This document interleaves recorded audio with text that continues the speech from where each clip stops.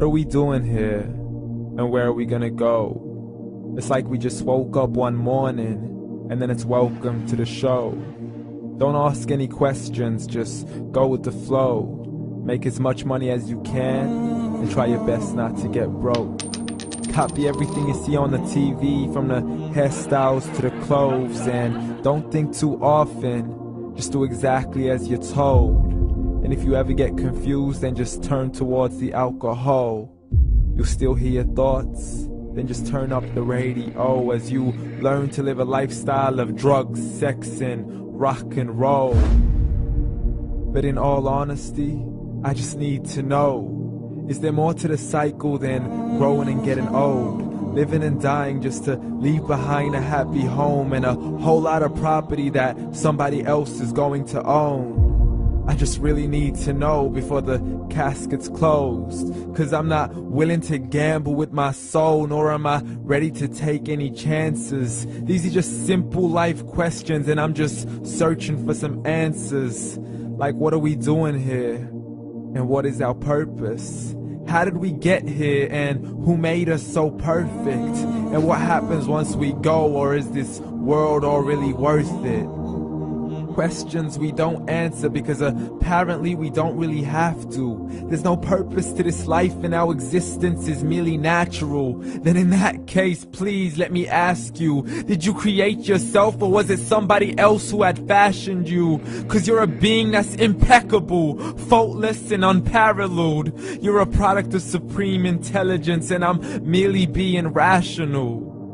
For there isn't a camera on this earth that can come close to the human eye, nor a computer that can compete alongside the human mind. And if the whole world was to come together, we wouldn't be able to create a single fly.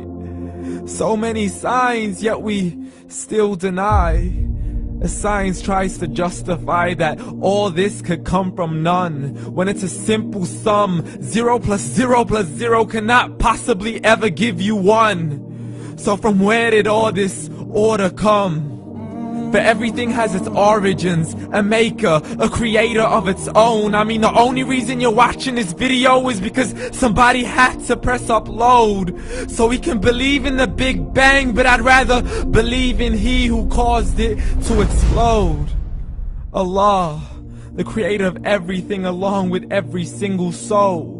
The ever-living, the master, the only one who is in control. Unlike his creation, beyond our imagination. And no, he's not a man, nor does he have any partners in association. He's on his own. And no, he did not ever leave us alone. Just like every manufacturer, he left us with an instruction manual. The Quran and Islam, and I'm sorry to jump to conclusions, but it's the only one possible.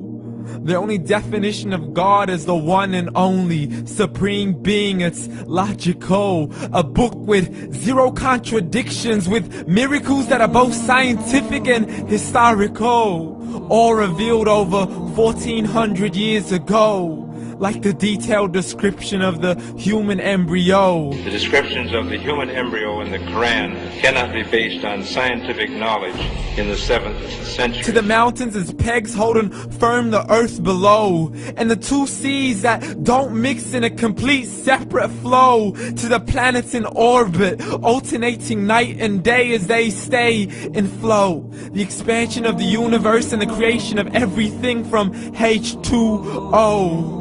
To the stories of the past and the preservation of Pharaoh. To identifying the lowest point in the land where Persia defeated Rome. The gushing fluid that created man in the glands between the ribs and the backbone. And not a word has changed, it's still the same. So please explain how all this was known over 1400 years ago.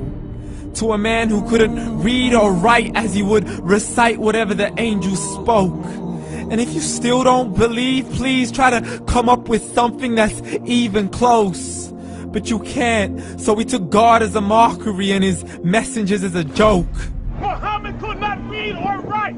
How's somebody who can't read or write gonna start a religion? Dismiss the scriptures as legends and tales of the ancient folk, as we live life according to our whims, desires, and hopes. saying this life is the only home we will ever know. We will live then die, then simply turn to bones. YOLO!